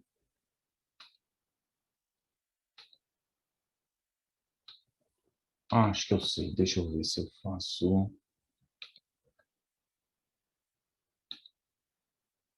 Não está vindo essa opção. Bom, eu não vou conseguir mostrar a tela. Mas, enfim, eu vou colocar o artigo dele aqui. Então, é um historiador britânico que dá aulas numa faculdade da Dinamarca. E eu já vou avisar que o que eu vou falar agora tem um cara fazendo um doutorado em Araraquara, na Unesp, sobre como é que chama? Islamofobia no Brasil. Um movimento, uma coisa que está surgindo cada vez mais forte no Brasil, preconceitos aos islâmicos. E ele se queixa que essas leituras que eu estou mostrando agora, tanto o livro super difundido do Guerra pela Eternidade, como o trabalho desse acadêmico, e as falas do Olavo de Carvalho estão gerando mais e mais preconceito contra os islâmicos. Porque o René Guénon, que é o pai do tradicionalismo, perennialismo, são dois nomes para a mesma filosofia, perennialismo e tradicionalismo. Ele se ligou a uma corrente de meditantes sufi, que é uma linha mais meditativa do islamismo, né? Então, eu já falo com grande preocupação, tomara que o que eu vou falar agora não gere, não é essa a minha intenção, islamofobia no Brasil, né? Bom, basicamente, esse Mark Sedgwick, ele tem um livro chamado Key Thinkers of the Radical Right, os pensadores principais da direita radical. Ele editou esse livro, Behind the New Threat to Liberal Democracy. Então, atrás, por baixo, da nova ameaça para a democracia liberal. Então, ele é especializado em islamismo, em sufi e em extrema-direita. Ele não se considera sufi, ele morou em Cairo, no Egito, e ele participou de muito da espiritualidade sufi sem se tornar um sufi, né? E ele vai mostrar nesse artigo, Tradicionalismo no Brasil, Sufi e Olavo de Carvalho, ele vai mostrar 3 correntes que existem no Brasil do sufismo, sendo que uma delas era o Olavo foi um líder espiritual durante alguns anos. Alguns de vocês talvez já ficou sabendo do livro da filha do Olavo de Carvalho, que odeia o pai, tem raiva do pai, tem mágoa, tem ressentimento. E ela tem um livro sobre o guru do Bolsonaro, o meu pai, o guru do Bolsonaro, alguma coisa assim, e ela descreve com detalhes ela morando nessa tarica, nessa comunidade islâmica que as pessoas maldosamente chamam de seita islâmica, tal. Enfim, isso são rótulos que nos dificultam de realmente entender de uma forma como o Thich Nhat Hanh e o Norman Fischer nos recomendam, né? Então, ele vai mostrar que o Olavo de Carvalho ele foi um impactante tradutor e autor de publicações, textos e artigos e livros dessa corrente ideológica chamada tradicionalismo e perennialismo. Depois, o Olavo de Carvalho se afasta, mas mantém essa visão que, para eles, o essencial é antimaterialismo e combate à ciência contemporânea. Para eles é essencial, para eles... Depois eu vou tentar ver como, com mindfulness, a gente pode tentar entender um trem desse, né? Bom, o pai dessa filosofia perennialista, dessa tradição espiritual chamada perennialismo, é um cara chamado René Guénon. Eu vou falar o título de 4 livros dele. Primeiro, Introdução Geral ao Estudo das Doutrinas Hindus. O outro, O Ser Humano e Seu Vir a Ser, segundo o Vedanta. Terceiro, Ocidente e Oriente e Ocidente. E o quarto, A Crise do Mundo Moderno. Então, ele tem muito mais livros.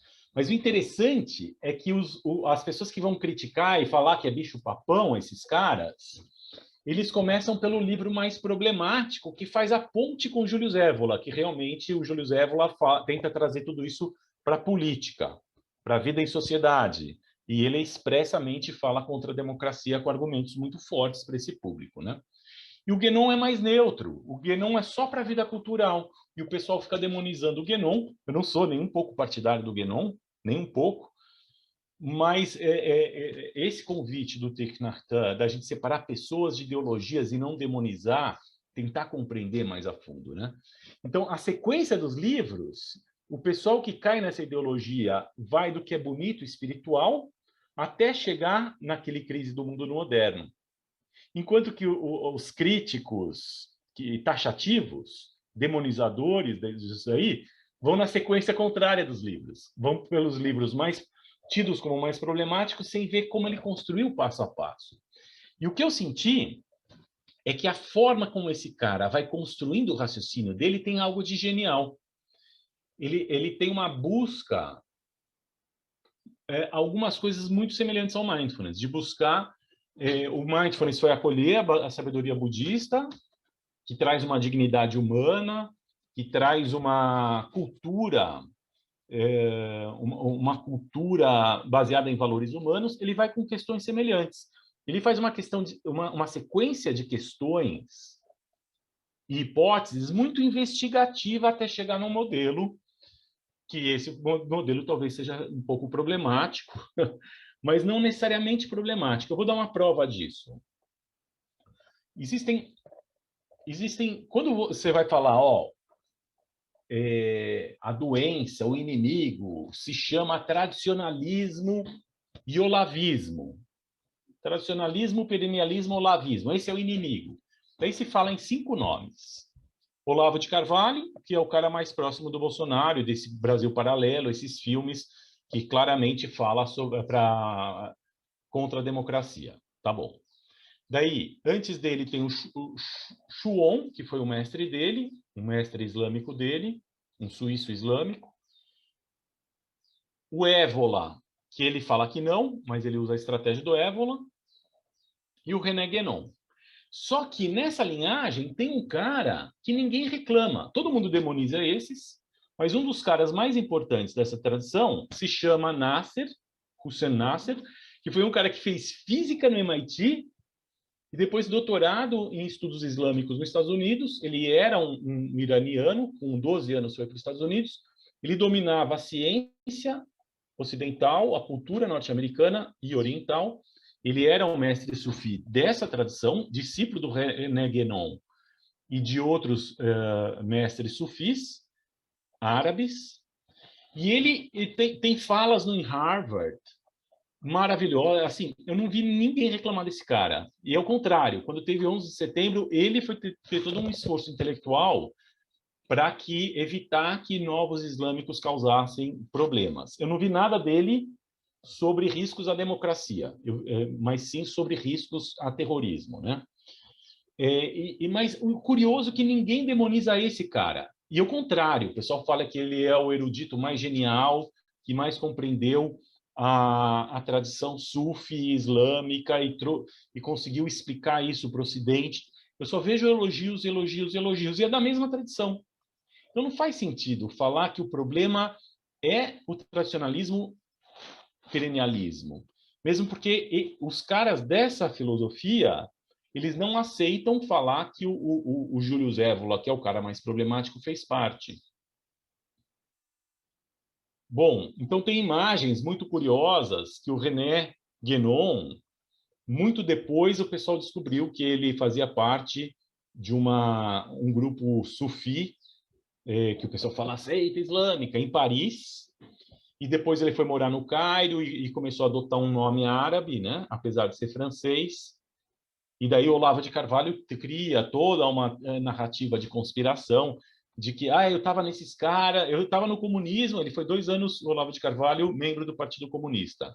Foi amigo do Dirceu, tal. Daí meu inimigo é o comunismo. Ele estava fazendo parte dessa comunidade islâmica. Meu inimigo são os islâmicos, eles querem dominar o mundo através desses caras e tal. Talvez seja, talvez não, sei lá. Daí esse pessoal tem umas narrativas assim muito criativas, digamos assim, né? E aqui tem o Olavo de Carvalho, que reclama tanto e fala, não tenho nada a ver com esses caras. Tem um documento aqui, que é um texto de Olavo de Carvalho, de agosto de 1981, honrando René Guénon. René Guénon, o mestre da tradição contra o reino da deturpação.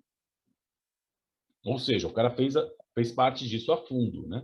E a minha hipótese é que tem 2 componentes, que eles têm um efeito explosivo juntos, que é a obra do René Guénon com a do Júlio Zévola.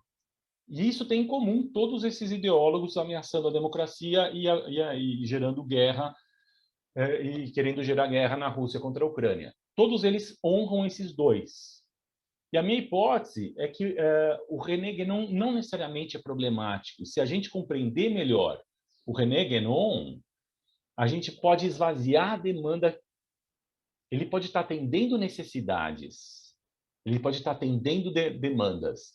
Se a gente compreender elas e oferecer programas complementares, alternativos, a gente esvazia esses caras. Minha hipótese, né? Então, um cara que está fazendo coisa nesse sentido, me parece, que seria maravilhoso conversar, é o Javier Tampaio. Ele está trazendo para a universidade mestres das tradições espirituais asiáticas, sobretudo o budismo. Eu não sei se de hinduísmo também, ele adora hinduísmo também, né? Mas ele vai a fundo. E assim, o Júlio Zévola, ele foi um artista do dadaísmo, com obras muito criativas e bonitas, ele foi um expoente, né? Aos 23 anos, ele tenta se matar, ele quase pratica o suicídio, com 23 anos, e ele diz que ele foi salvo por um texto budista. E daí ele escreve uma obra budista que ele diz que alguma associação budista de estudos de Pali em Londres super honrou o trabalho dele, não sei o quê. Então, o Javier Tampaio, junto com a rede de pessoas da espiritualidade budista mais profunda, pode ler esses textos do Júlio Evola e criticar para desconectar isso das pessoas que vão buscar alguma demanda para necessidades existenciais nesses textos desses caras. Então, daí eu vejo assim, né? Eu não vou falar nome, mas tem um professor da USP, da psicologia, que ele, no site de uma organização super glamurosa, ele vai fazer uma análise entre conservadores e progressistas. Eu não me considero conservador, gente. Né? Enfim, eu não gosto desses rótulos, né? Eu acho simplistas. Mas, enfim, esse professor, eu achei ele tem uma boa intenção. Ele vai falar, olha, os progressistas fazem uso do raciocínio crítico, então eles não caem em lorota. Os conservadores, eles são tão fraquinhos de raciocínio crítico e eles caem nas ideologias. Simplista, simplista, né?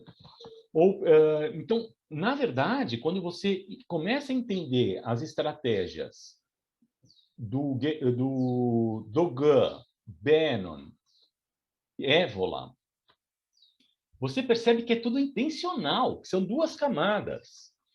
Esse negócio de falar essas narrativas que todo mundo é comunista, é inimigo, parece tão infantil, babaca. Como as pessoas caem? É intencional, faz parte do jogo deles. É uma estratégia intencional. Criar polarização, esquerda, reforçar e piorar cada vez mais essa polarização, esquerda-direita, conservador versus progressista, é intencional, faz parte da estratégia de ação desses caras. Bom, o livro mais genial, que daí eu acho que também pode ser prático, mas é coisa de longo prazo. Se houver um grupo de estudo a fundo desse livro do Norman Fischer, que ele é um praticante do judeu e mestre zen, e é um dos nomes principais no mindfulness organizacional, né? Ele ajudou a criar várias práticas que estão lá no livro do Search Inside Yourself. E ele tem esse livro, O Mundo Poderia Ser Diferente, Imaginação e o Caminho do Bodhisattva, e ele tem um trecho muito interessante sobre... Então, o livro é sobre o caminho do Bodhisattva, que são 6 paramitas, ou 6 buscas de perfeição, né? E é curioso que tem alguns artigos acadêmicos que vão ver empreendedores e empreendedoras budistas norte-americanos que são muito engajados no empreendedorismo e no budismo. E o livro de cabeceira desses caras é justamente o caminho do Bodhisattva. Então, são seis qualidades humanas, que é uma coisa tradicional de séculos, né? Que o Norman Fischer faz uma releitura. É a busca da perfeição na generosidade, conduta ética, paciência, joyful effort, esforço motivado ou entusiasmado, meditação e understanding, compreensão ou sabedoria, understanding. E, basicamente, depois da meditação, esse understanding tem a ver com a terceira família de meditações pesquisadas cientificamente, as meditações atencionais, conexão humana e reforço de valores éticos, e a terceira, que é a desconstrução, não dualidade, insight. Que isso, o mindfulness, o Javier ele está sendo inovador aí, né? Trazendo aspectos, e aí que está o que eu acho que é bem promissor para a gente desativar essas bombas ideológicas, né? E ele vai explicar isso no 11 de setembro. Justamente, ele fala que as pessoas que cometeram aquela brutalidade, é necessário compreender e humanizar essa compreensão. Não significa perdoar, passar a mãozinha na cabeça, não é isso. Mas desarmar através de uma compreensão profunda. E esse 6º paramita da compreensão sabedoria, a grande inspiração é o Bodhisattva, a Bodhisattva da compaixão, que tem milhares de olhos e milhares de mãos para ver e ouvir os sofrimentos e ajudar as pessoas, né? Então, a compaixão, evitar o sofrimento, tem a ver com essa compreensão não dualística, segundo o Norman Fischer. E o Javier Campaio, ele tem esse livro, Vacuidade e Não Dualidade, Meditações para Desconstruir o Eu, para ativar esse tipo de compreensão. E a minha hipótese é que é isso que vai proporcionar uma sensibilidade para fazer releituras da obra do Guénon, que é o cara mais light, e como ela se junta com a obra do Évola, que é o cara mais barra pesada mesmo, né? E com magnetismo que convence as pessoas que gostam disso, para identificar o que são demandas legítimas, o que não são demandas legítimas, e oferecer programas de práticas contemplativas com sentido existencial, e que vai lá a fundo na cultura organizacional, para as pessoas poderem optar pelo que é mais saudável e descartar o que tem se mostrado muito doentio, né? Bom, eu vou fechar essa parte com a seguinte reflexão.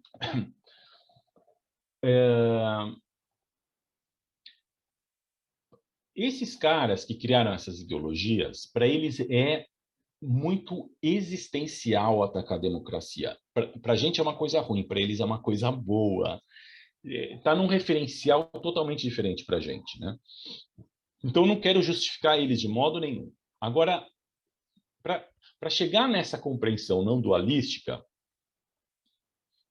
eu acho que são necessários passos. Eu gostaria de propor um passo que é o seguinte. O que para você é super existencial, importante, que você estaria disposto a morrer por isso? Então, isso eu estou tirando de um livro de um filósofo francês, atual, super... o Luc Ferry, vários de vocês conhecem, né? Ele tem esse livro Aprender a Viver, Filosofia para os Novos Tempos, que eu leciono há 8 anos aqui na USP, esse livro. E ele faz um diálogo com... Ele se considera de direita, conservador, que gosta... Ele não é católico, mas honra as histórias do cristianismo, da Europa, gosta de Kant, e ele fez um debate, diálogo com o oponente dele, que é um filósofo, André Spoteville, que é de esquerda, gosta de Nietzsche, gosta do budismo, papapá. E eles fizeram um embate e ele falou que aprendeu pra caramba e ele tentou propor coisas para a gente sair dos impasses da polaridade de ideologias, né?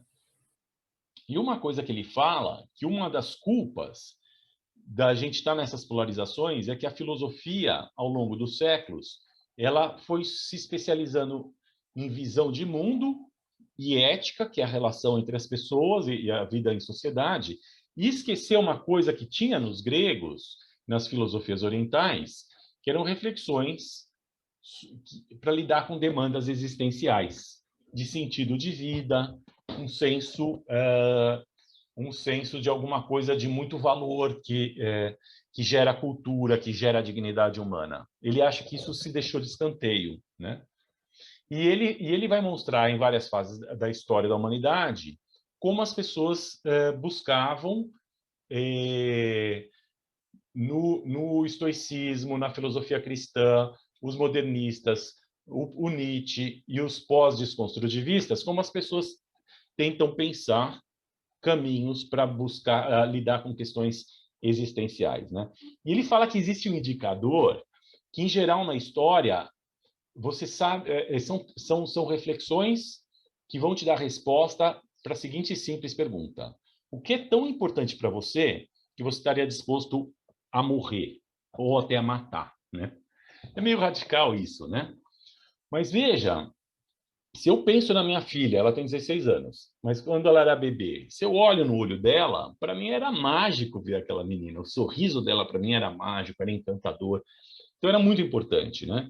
Até hoje, se alguém for ameaçar minha filha, eu coloco a minha vida em risco? Provavelmente sim. E provavelmente ninguém vai me achar um fanático. Eu tenho um amigo que sequestraram a filha dele, ele chegou para os bandidos e falaram: tira ela do carro, vocês vão levar a mim. E ele velhinho lá, o pessoal ficou meio abobado e obedeceu ele. Ninguém vai achar que ele é um fanático, um cara que está passando por uma lavagem cerebral ideológica, né?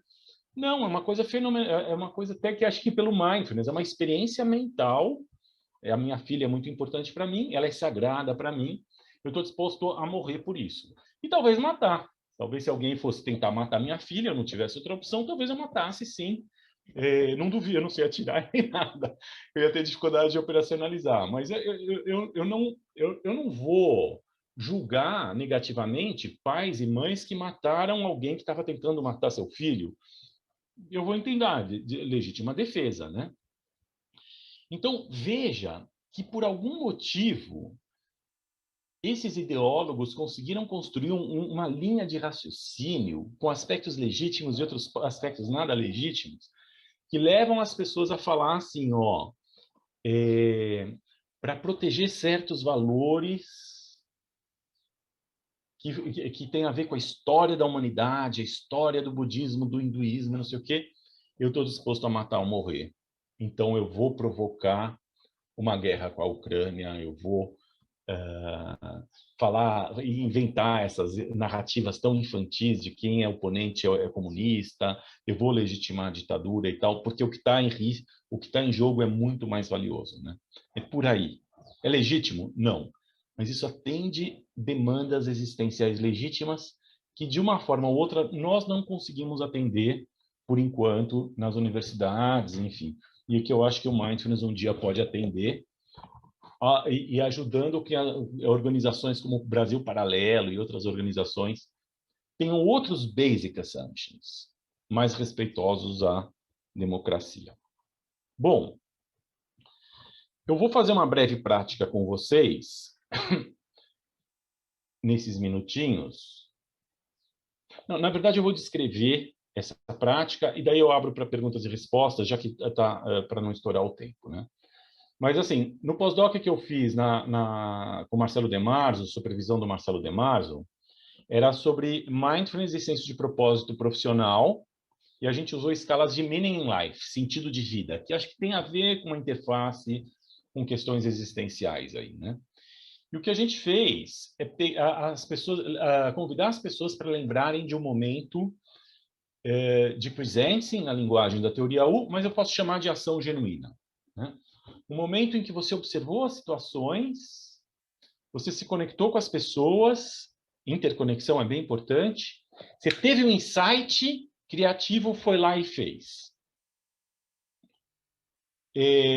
Então, teve um momento que eu estava num assalto, a nossa família estava sendo assaltada, e eu tive um insight de fazer algumas perguntas para o assaltante e pedir para ele me devolver o relógio, e convidar ele para uma atitude colaborativa, e ele mudou. Ele estava muito agressivo, nervoso, e ele acalmou e se tornou menos agressivo, né? Que ele estava tremendo no revólver, o meu intuito era que ele ficasse mais tranquilo para não tremer no revólver e não disparar um tiro não intencional, né? E deu certo, o cara acalmou e tal, ele levou tudo no nosso.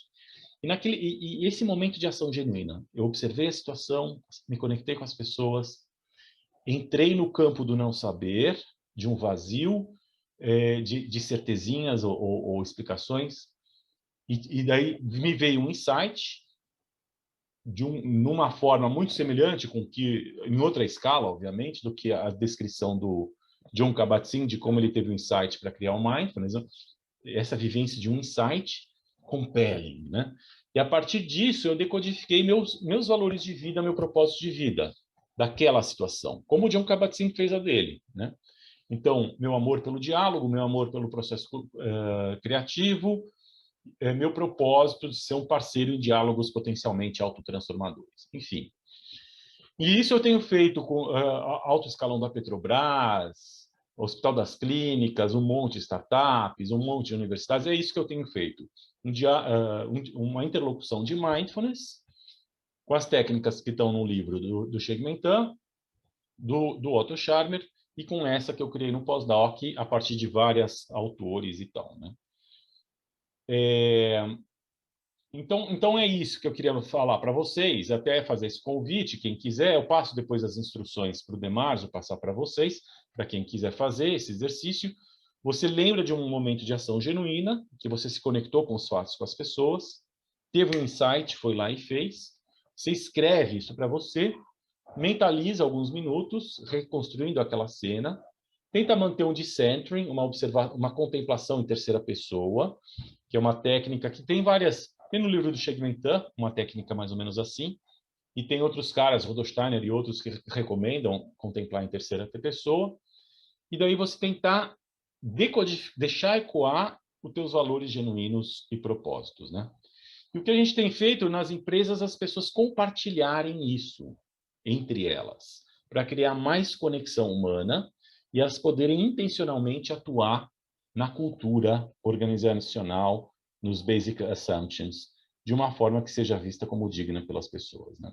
É isso que a gente tem feito, é isso que gerou percepção de aumento de meaning in life numa das pesquisas e de engajamento no trabalho em outras.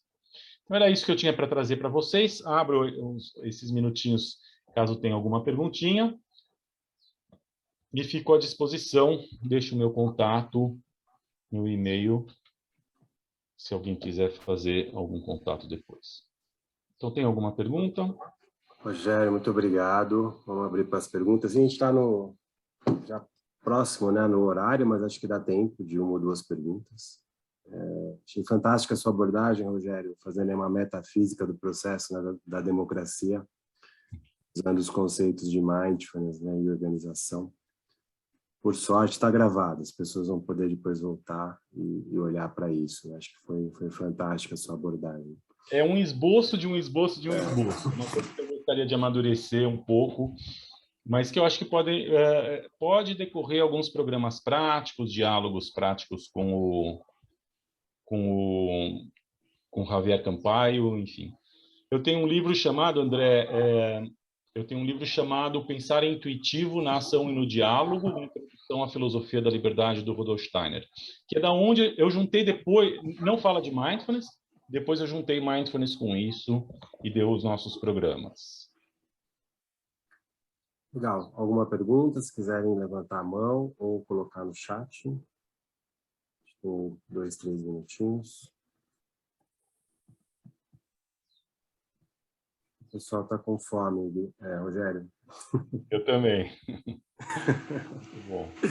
Legal. Você pôs seu contato aí, né? Meu contato, gente, ficou bem expositiva, a exploratória ainda está caótica, eu sei, tem que organizar bem melhor isso, mas realmente eu acho que é bem possível a gente juntar teorias organizacionais, o mindfulness atual, esse mindfulness que o Javier está buscando aí, com essas práticas de não dualidade, e a gente trazer mestres sufis para conversar sobre trechos específicos da obra do René Guénon e das falas do Olavo de Carvalho e desarmar esses caras. Tirar... Mais do que, né? Acho que você trouxe o... Desculpa, Rogério, pode falar. De tirar... existem demandas legítimas sendo saciadas de modos não legítimos. E a gente pode identificar o que há de legítimo e tentar oferecer mais opções para essas pessoas, né? Eu acho que você trouxe um case, né, bastante complexo, que é o case da democracia, né, do Estado atual, né, dessas reflexões. Mas, com certeza, isso a gente pode trazer para o microcosmo das organizações também, né, tentar entender o discurso, as demandas, né, que eu acho que isso é que tem como efeito aquele artigo que você mostrou, né, a diminuição de conflitos, né, mesmo que haja diferentes ideias. Acho que esse é muito obrigado, gente. Era isso. Então, talvez eu formate alguma coisa para o congresso de mindfulness, alguma coisa mais arredondada com algumas práticas. Essa prática do sagrado, que eu não sei como chamar, né? O que você estaria disposto, pelo Luc Ferré, o que você estaria disposto de morrer ou matar, né?